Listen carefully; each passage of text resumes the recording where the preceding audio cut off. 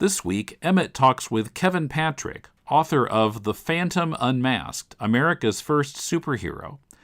The Phantom, that guy in the purple leotard, was a staple of American comics pages for decades, but did you know his fan base stretched to Sweden, Australia, and India? By the way, I want to thank Kaz on the Audacity forums for his guidance in editing the sound in this interview. Emmet's interview in a moment.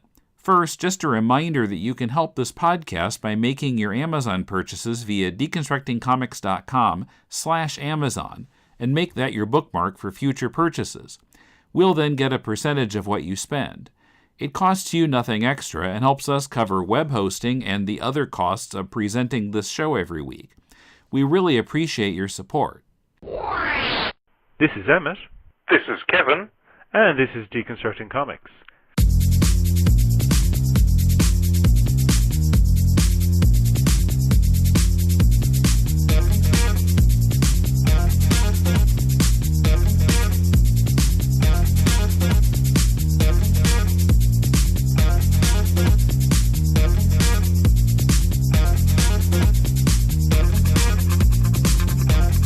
All right, folks, on the line, all the way over in New York, I've got Mr. Kevin Patrick, author of The Phantom Unmasked, America's First Superhero. Kevin, thanks for doing this. Thanks for doing the show.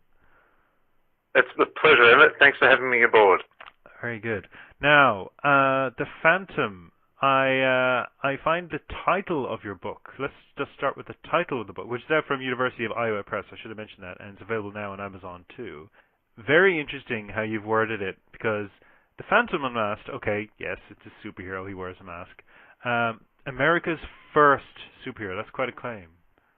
It is a bit. Look, it's probably a deliberately provocative subtitle. Yes.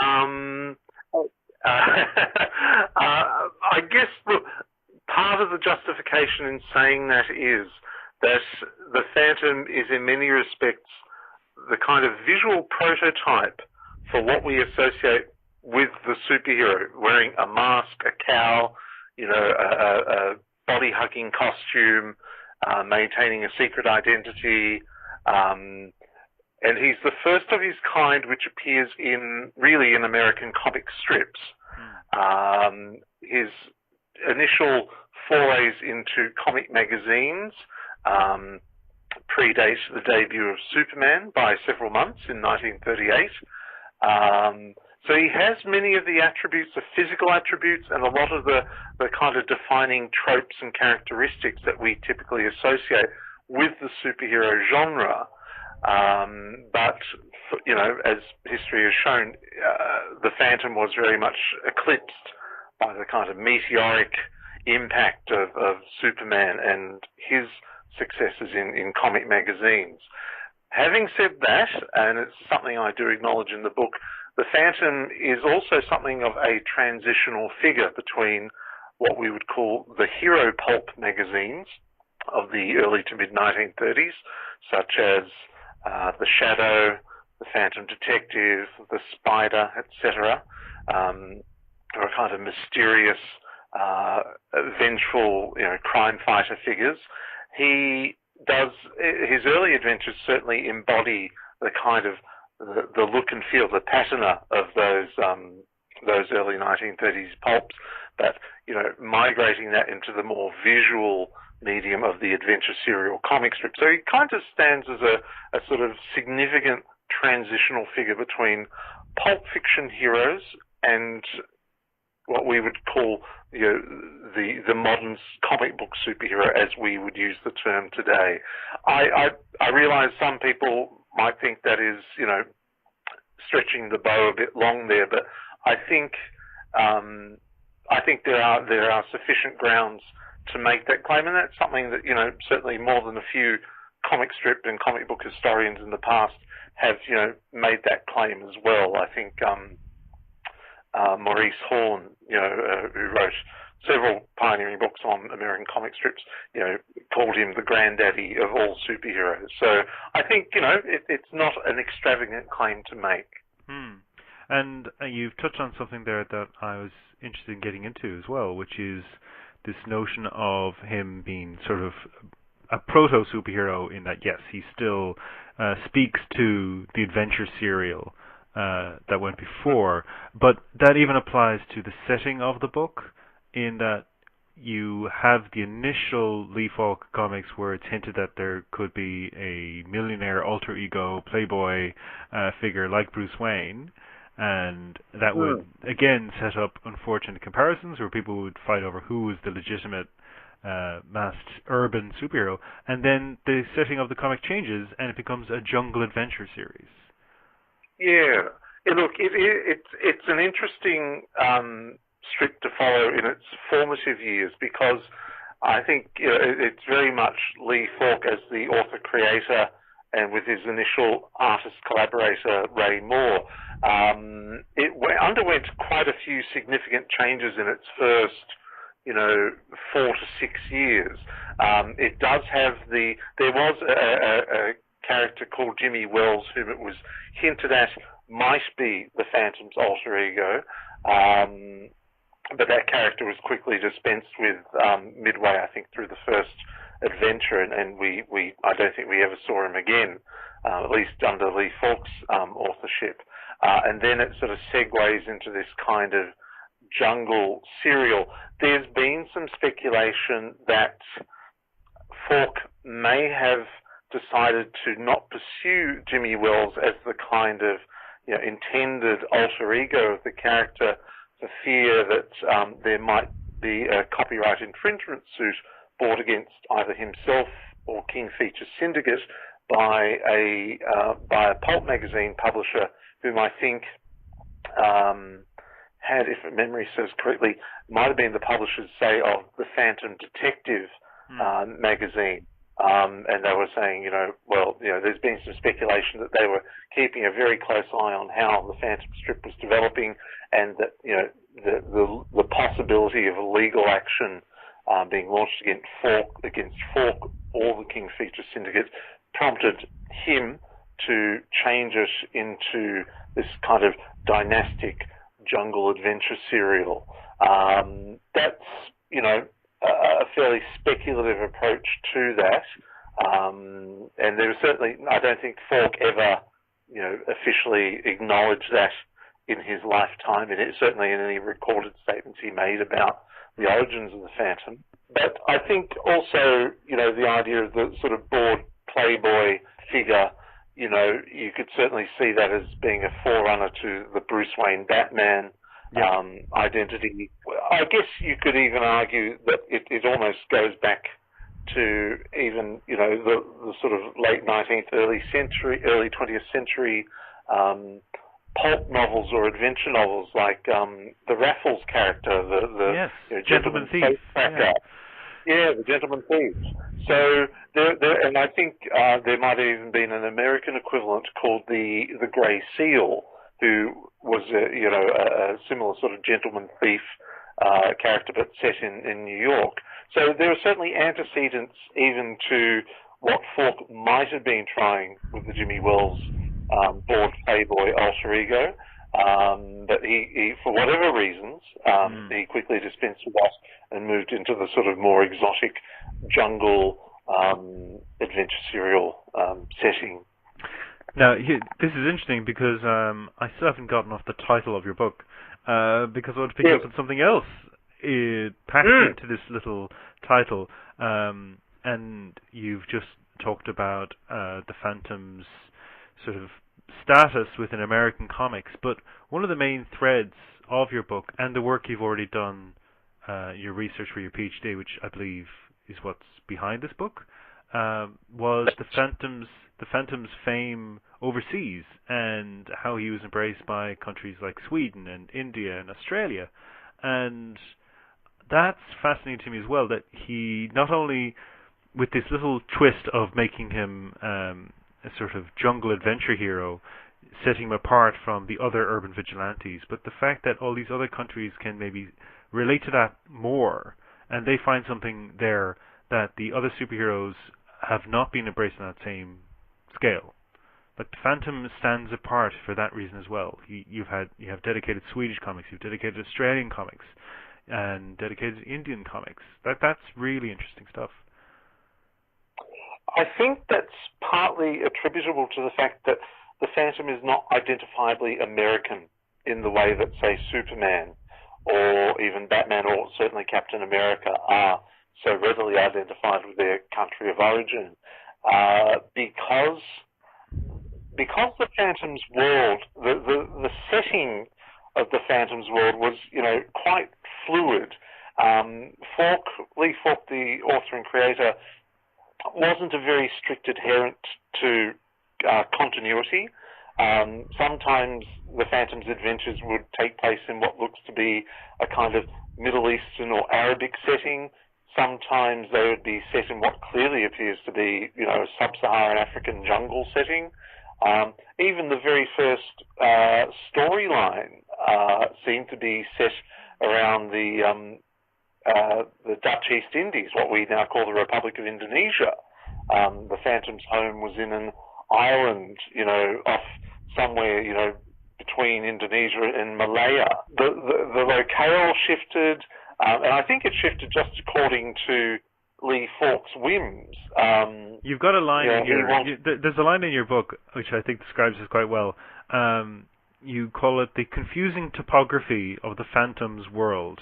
And then you go on to mention that while it's ostensibly at times an African jungle, it will also feature, say, the Raj or Arab despots.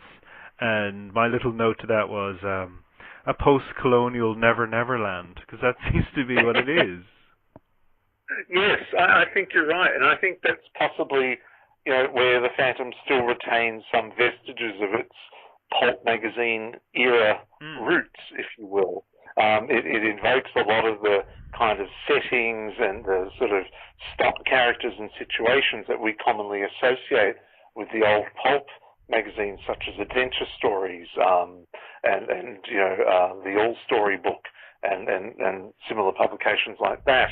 And I think that kind of fluid setting which changes over time, which, as you say, it's a kind of a Never Land. It is really a fantasy world, and I think this kind of mash-up of different sort of fantastic worlds makes the Phantom a much easier character and an easier concept that translates far more readily than, say, the Adventures of Superman ever did in particularly those three countries, Australia, Sweden and India.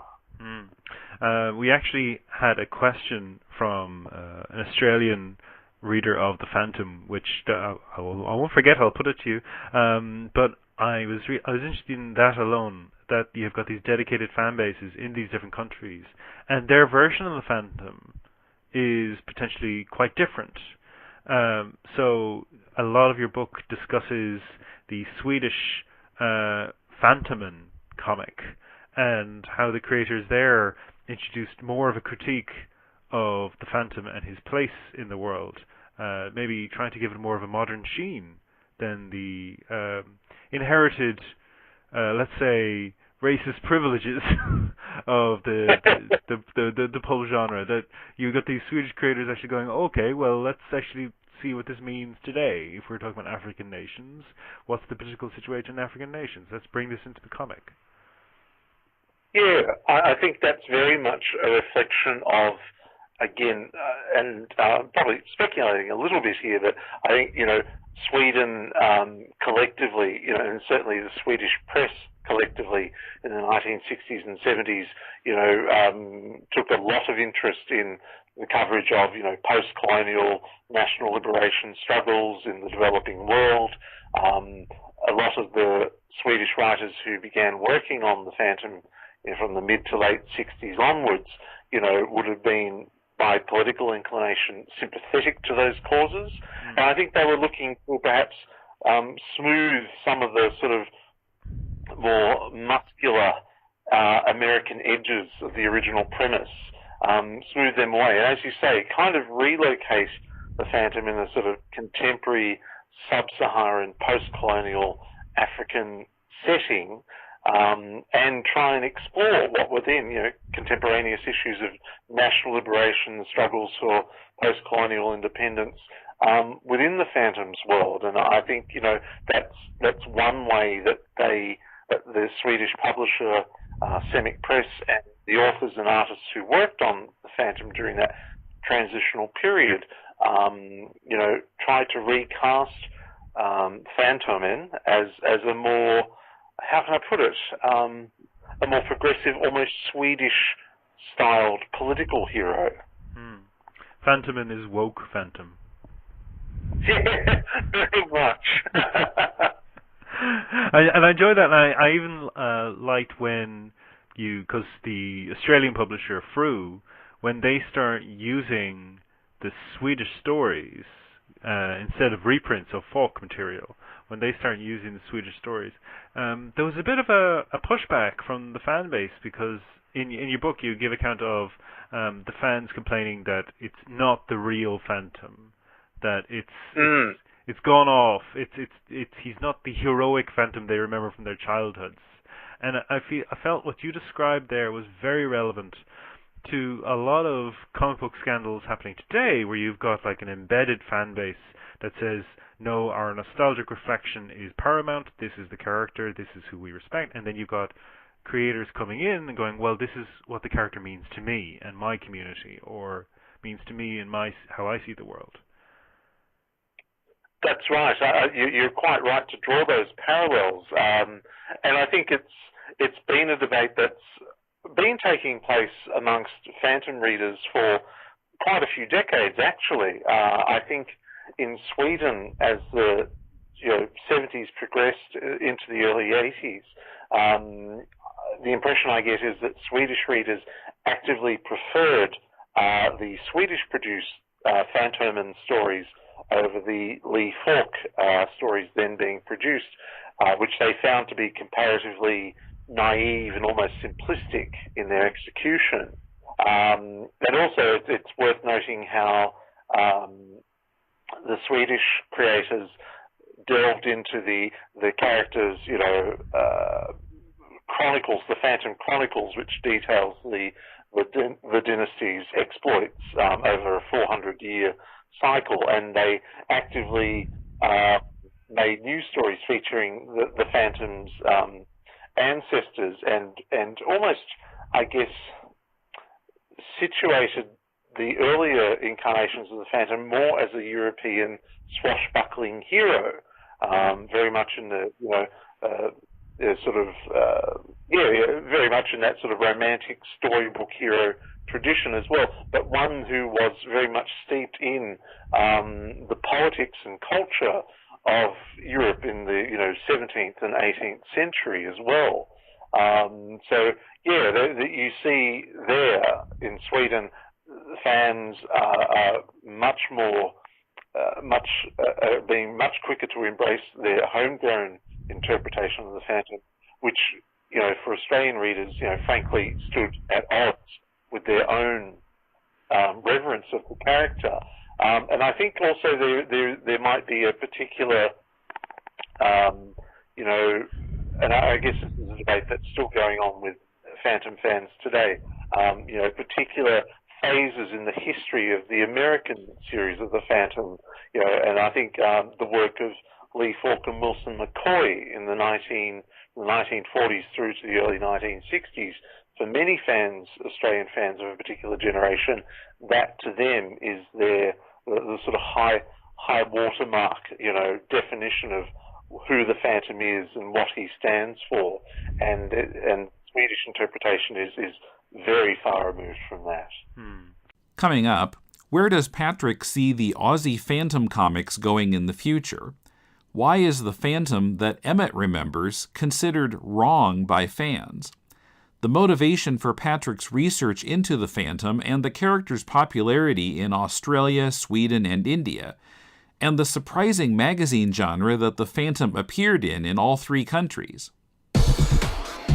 If you're a creative person in Tokyo and want to meet like-minded people, join us at the CANVAS Sequential Art Meetup on comics and visual storytelling on February 15th at 7 p.m. This is a meetup for creative people interested in comics and visual storytelling. The meetups aim to offer Japan-based comics creators and visual storytellers a chance to learn from others and make new connections.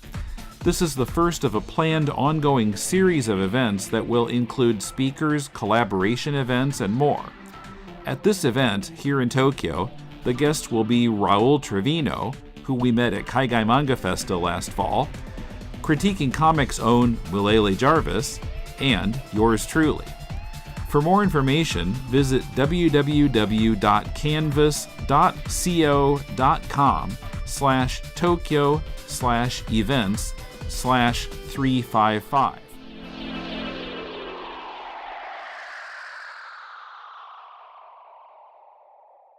You can help us keep our podcasts going by making a pledge at patreon.com/deconcomics.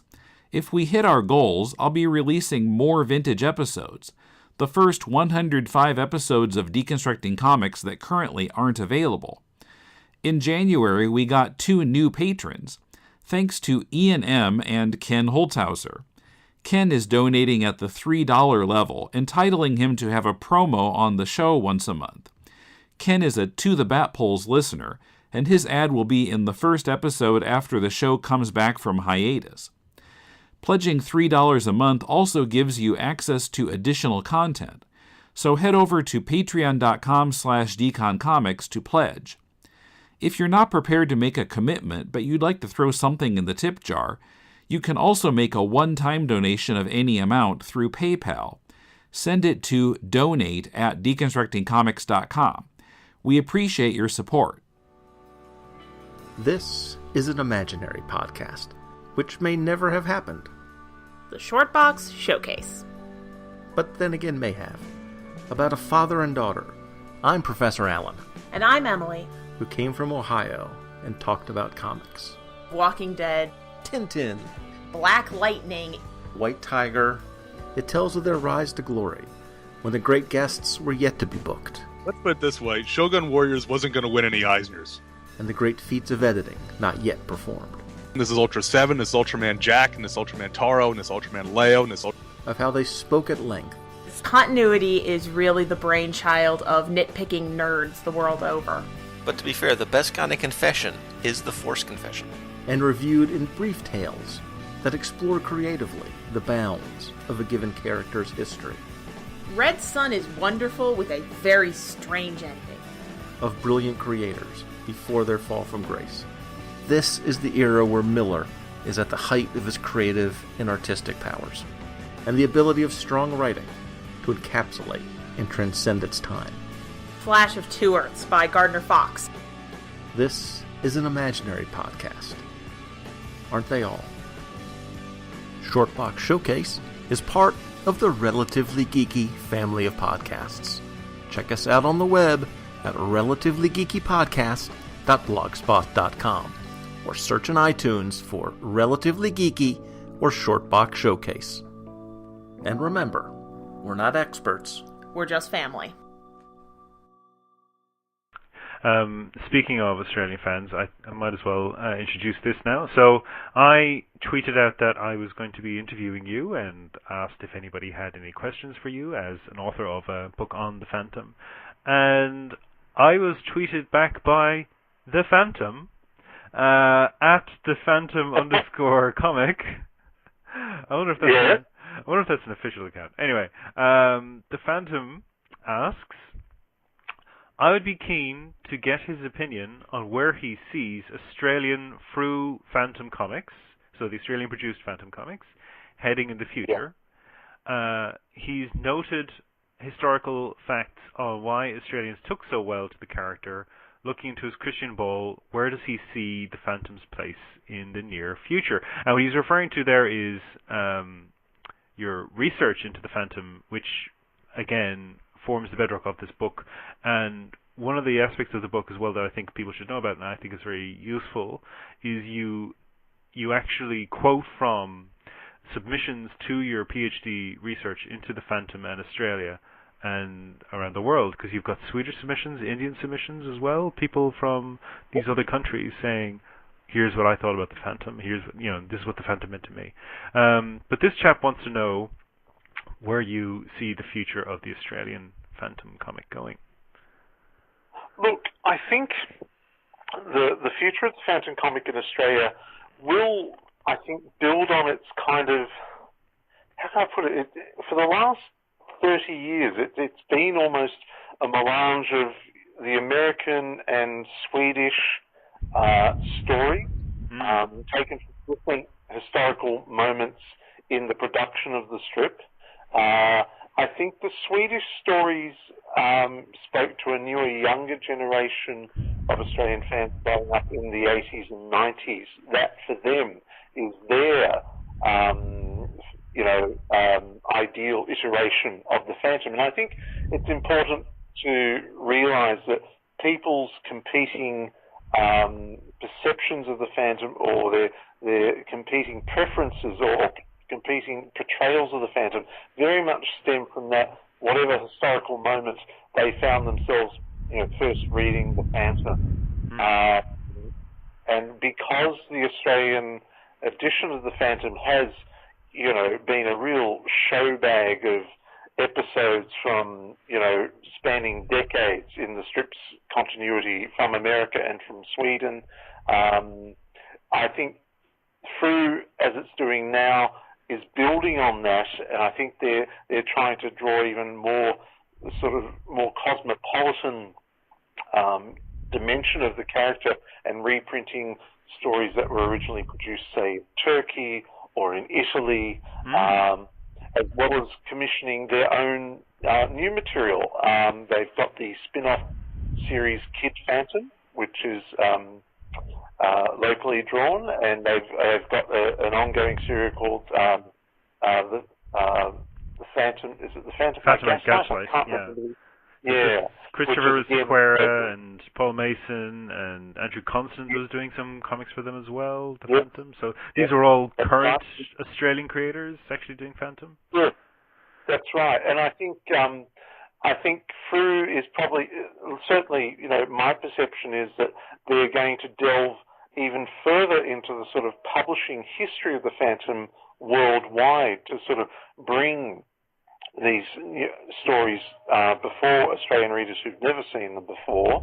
So I think that's an acknowledgement of the abiding historic and nostalgic interest in the Phantom, but also by producing spin-off series like Kid Phantom, they're clearly trying to cultivate a newer, younger generation of readers as well. And that's the beauty of the Phantom, because the character has worn so many different creative guises over decades. The character is almost that malleable in a sense. It can withstand all these competing portrayals and interpretations in a way that is perhaps a little more problematic when you've got a character like, say, Batman or Superman or even Spider-Man, which are much more fixed, I guess, in identities. Whereas the Phantom, being a dynastic character, the Phantom is really kind of like a heroic mantle that's passed down from one generation to the next. You've got much more latitude to have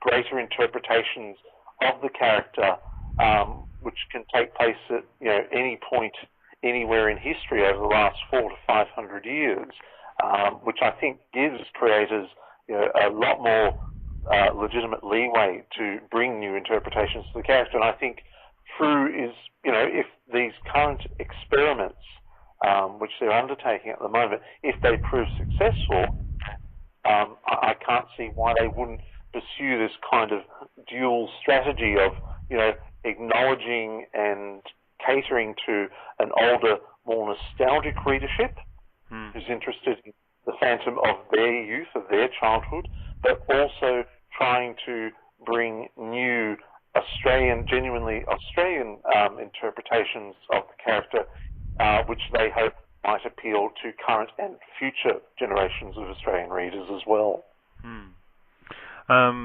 And I think as well, what's interesting is the Phantom can well, he's been produced by multiple publishers, and there's different versions of the Phantom.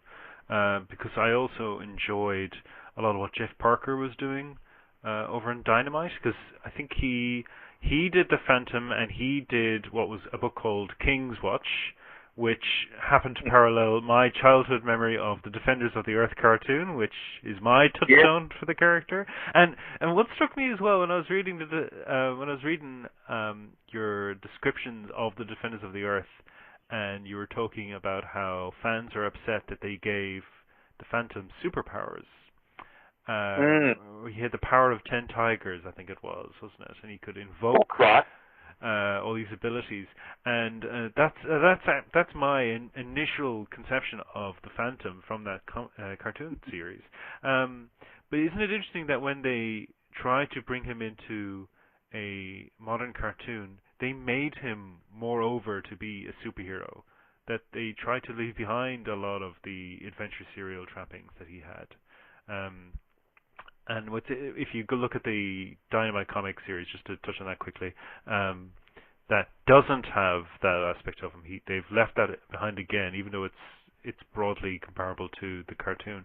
And you've got Roger Langridge. So you've got a Kiwi doing Falk's other character, Mandrake the Magician. He's also in it, and of course, that was a good series as well. No, the Defenders of the Earth cartoon. That's my nostalgic reflection, and just to see that everything I remember of the character is, from the point of view of fans, wrong. That's right. But again, your example beautifully illustrates the point I was just making earlier. People's entry point into the Phantom mythos, the Phantom chronology, comes from various different vantage points, be it the comic strip, be it the original comic book stories, be it the animated cartoon. And I think, the rationale behind the cartoon was that, King Features was interested in, modernizing and making these, comic strip characters who were sort of withering on the vine as newspaper strips at that time in the mid-1980s, by trying to make them more appealing to an audience, a younger audience, reared on Star Wars and Battlestar Galactica, because it was very much a science fiction adventure serial, and I think all the characters had similar sort of upgrades, sort of futuristic upgrades there, battling, Ming the Merciless as an extraterrestrial opponent. So it's tapping into that kind of, peak interest in space opera and science fiction as well. For people who first saw that cartoon as children, that will be their defining memory or, dominant memory of the character. It's fascinating, how fans have been judging and comparing and evaluating all these competing variations and interpretations of the character in their own lifetime. That was really one of the fascinating, things that came across in the survey I did of Phantom readers from around the world. Yeah, maybe we should touch on that too. Although I want to throw in that one of the things I like about King's Watch with Jeff Parker's version of the Phantom is the Phantom's now black, and he's got a woman sidekick who's going to be the next Phantom as well. So it seems like a very deliberate contrast with the Lee Falk era, this time from America. And the premise of King's Watch, to get around that whole sort of effort at updating the Phantom for a modern era and making it more futuristic, the premise is that Ming has reduced Earth's technology to a 1930s era level, so it now makes sense for all these 1930s genre characters to re-emerge because it's their time again. I like that. They become relevant once more. Yeah, no more smartphones. Get the Phantom in here, yeah. That's right. Very good. Yeah, look, I think that's, again, I think that's a really interesting take, and also casting the Phantom as a black hero, I think, goes, in a symbolic sense, goes a long way to overcoming the kind of problematic status of the Phantom as a, omnipotent, almost omnipresent, white guardian of, darkest Africa. I think doing that, is a nice sort of way of sidestepping that sort of, what in today's, political landscape still, remains a problematic premise. And that's something that, more than a few fans who took my survey mentioned. They said, look, as we grew older, we kind of went, oh, this is a little, this is making me uneasy reading this comic. They still had enjoyed it, but they were bringing a more informed, critical perspective to the comics that they read as adolescents, and they could sort of see, the kind of questionable politics that underpin the whole rationale for the comic strip. Yeah, so let's talk about your research then. So that's how I first became aware of you. I think I attended a talk you gave, and I've heard you interviewed on the Phantom and your sort of lifetime association with the character. In fact, you touch on the book on your potential status as a fan scholar and what that could mean. The sort of the minefield you've wandered into there. Where your objectivity is subject to scrutiny. So the survey and the paper itself. What were you looking to do there? With the survey, I was really just curious. The thing about the Phantom, when I first conceived this as a PhD research topic, I'd always been aware of the character's, transnational popularity and its particular popularity in Australia, Sweden, and to a lesser extent in India. And I thought, well, this is really quite a fascinating phenomenon, and it's one where you can actually use as a springboard to investigate bigger issues about the kind of cultural flow of American mass media throughout the 20th century,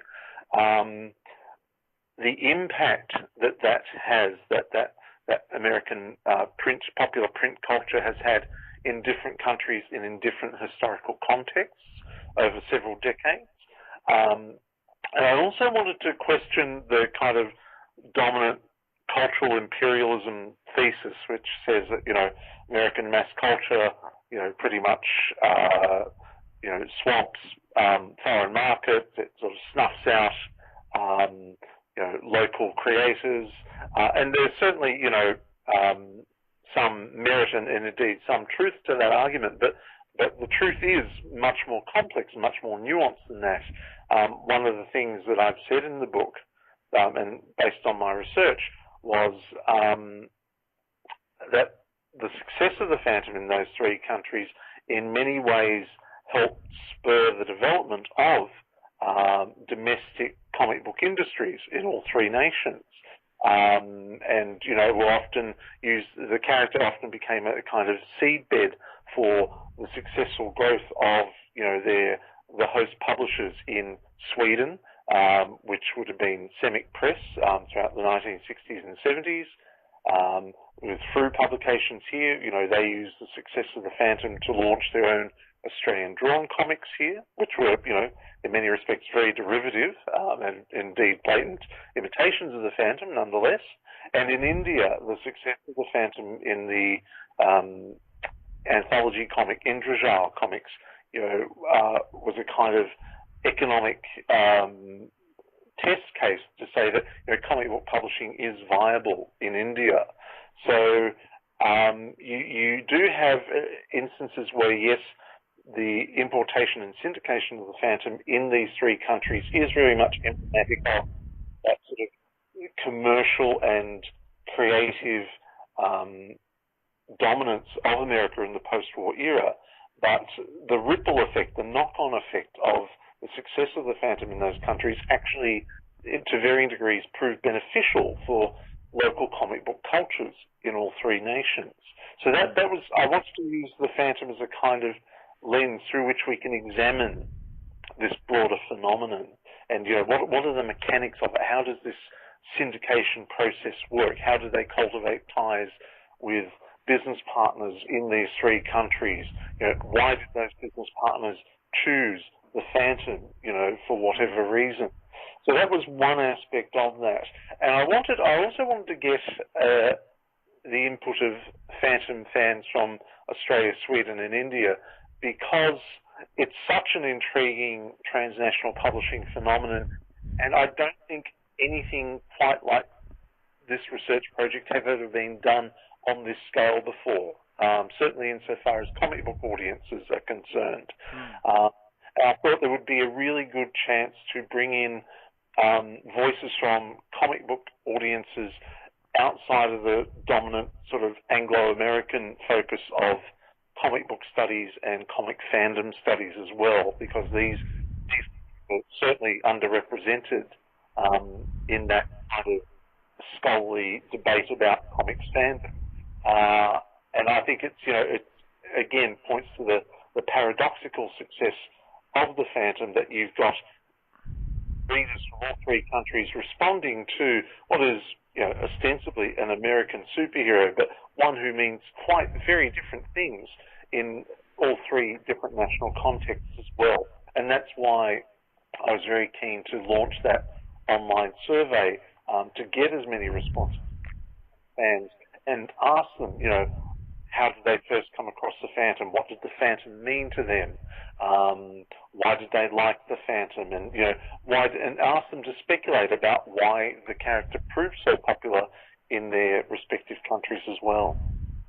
Yes, one of the aspects of the book that I enjoyed was that these fan voices, the submissions from these subjects, forms like a chorus to what you're talking about. They sort of come in and out of the book, lending their personal perspective on events that you're describing. So as a work of scholarship, you have all this testimony that you can just invoke whenever you need to prove your point, and I thought that was really useful.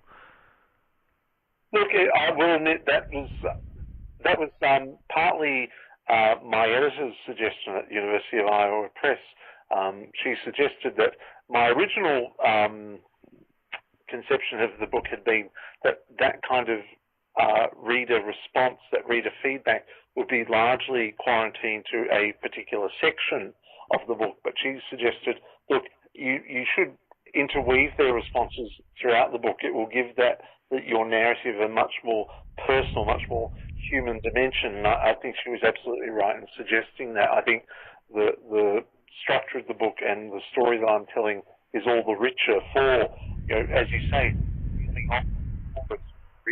opinions as needed throughout the book. I think hopefully for many who do read the book, enriches their experience. And I think it lends that when readers of the comics have for so long been these anonymous, faceless consumers, I think it's a really good and positive thing to actually give them a forum where they can voice their opinions about the character and what it meant to them.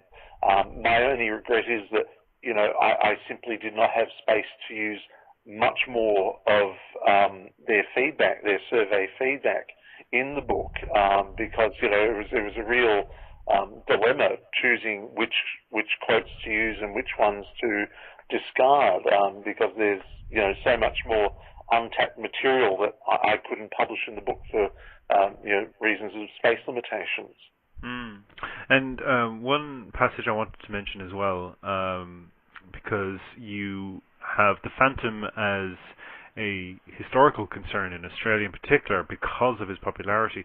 So you mention a serviceman named Stuart Wood, and he's flying over a series of islands, and he says, take us to the Banda Islands. I want to meet the Phantom, and I thought that was very poignant. Just this idea of this young man at war, like he's returning from a mission, and he's saying, "Oh, this is where the Phantom was." One of the versions of the Phantom.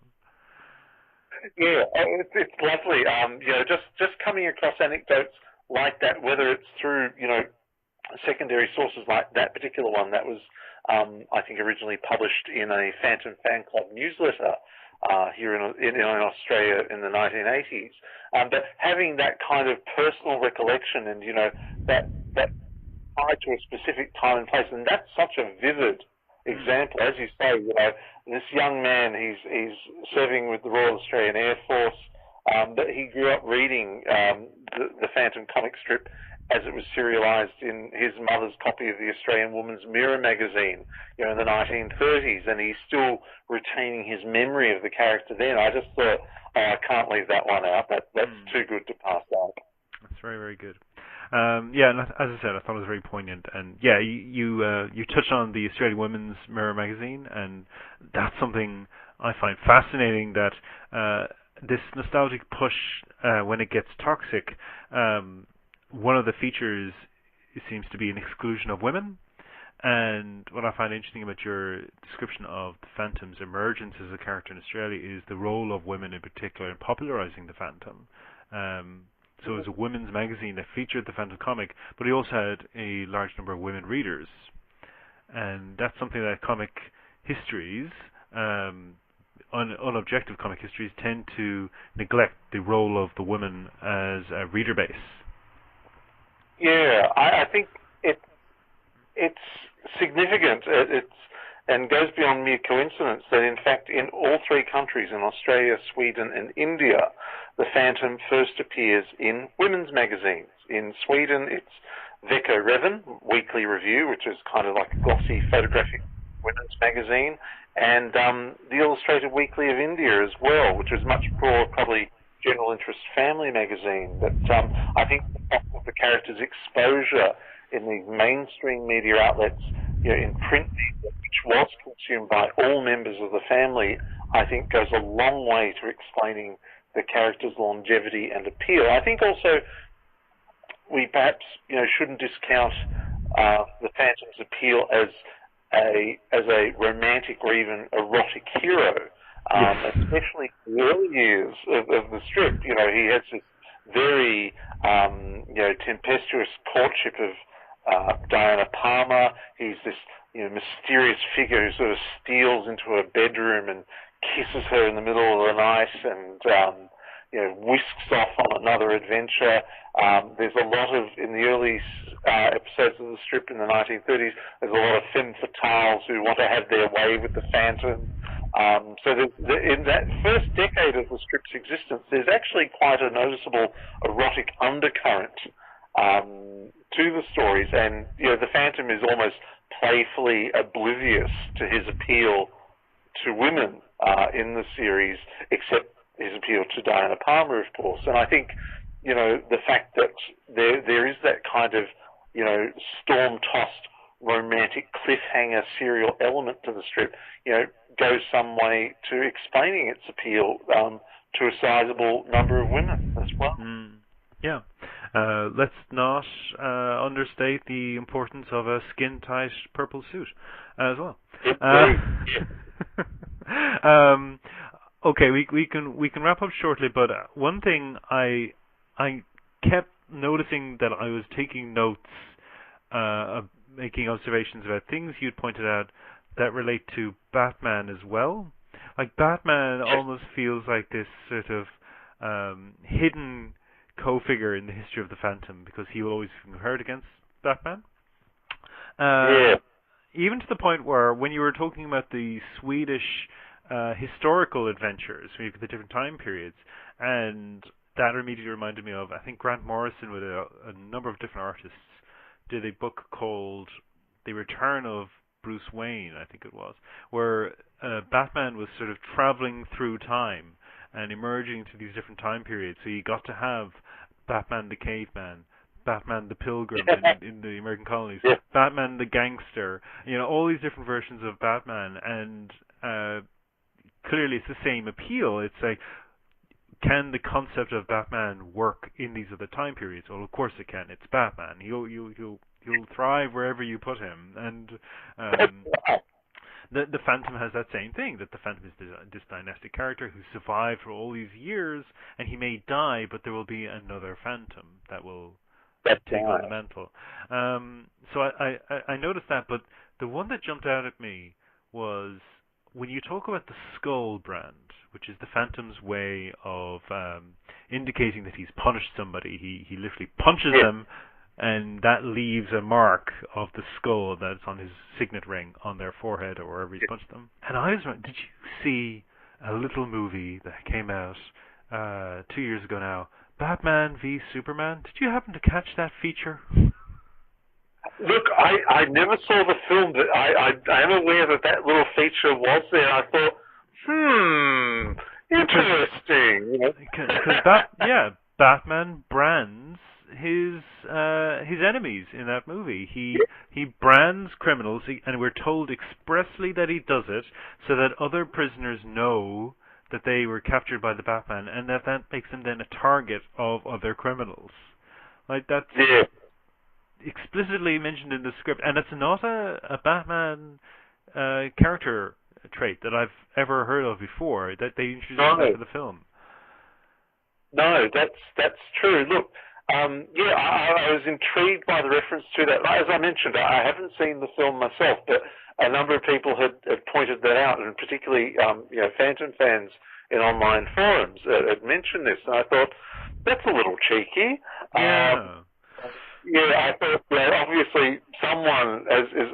But having said that, it's even the Phantom's device of leaving the mark of the skull on his opponents, is not without precedent even in the pulp magazines of the 1930s. You had characters like, again, I think the Spider had a similar kind of motif, and Operator X5, I can't remember the exact name of the character, had a kind of exploding ring device as well. So it does. There are precedents in the annals of pulp fiction as well, but I've never seen that motif ever used in the Batman serial. So it's intriguing that they decide to use that in the feature film, and I wonder if that's going to be a recurring feature in future film adaptations. I don't know if it was in the Justice League film, which I've not seen either. I've been very neglected my fanboy movie-going duties, I must admit. You're not missing anything. Okay, well, is there anything else that you wanted to mention in relation to your book?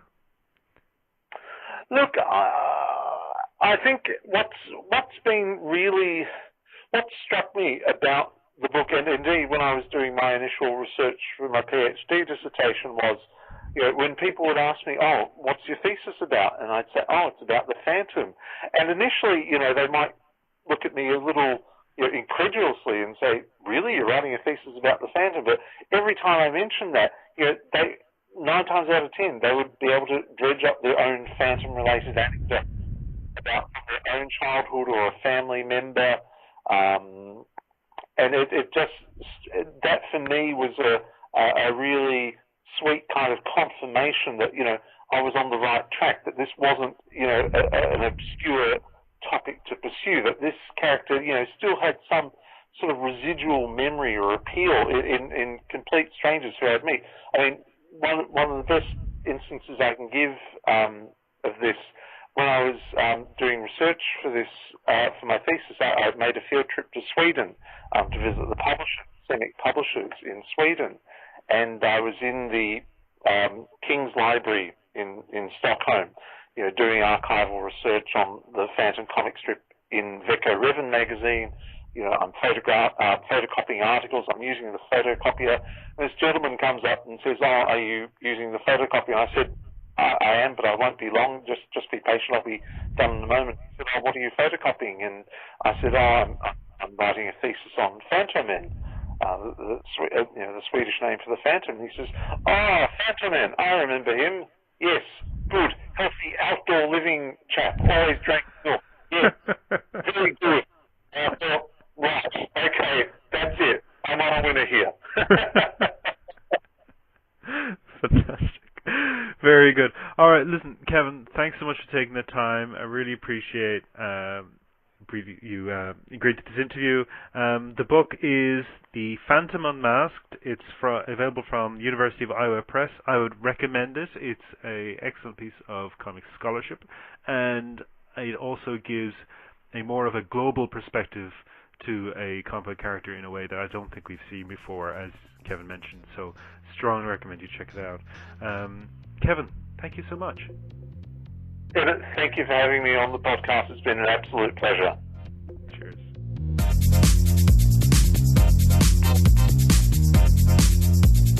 Tell us what you think.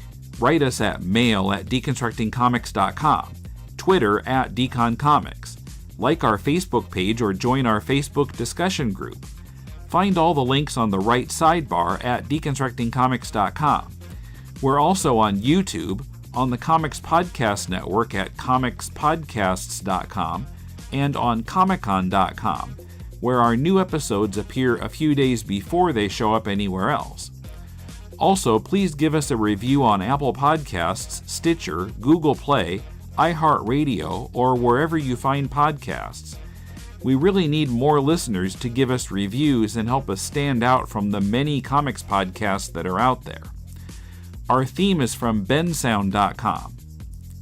Next Monday on Critiquing Comics, Mulele and I discuss a wrestling comic by a listener, and the first of the 5 comics on this year's Pitch Anthology page. And in 2 weeks, I've got a double header planned. Coom talks with Prabal Prukayastha, author of Flirting with Death, and Eugenia in Greece, remember her? Will be joining me to review the graphic novel Blank Slate, written by Mulele and drawn by Penelope Bagu. Till next time, this is Tim, and thanks for listening to Deconstructing Comics.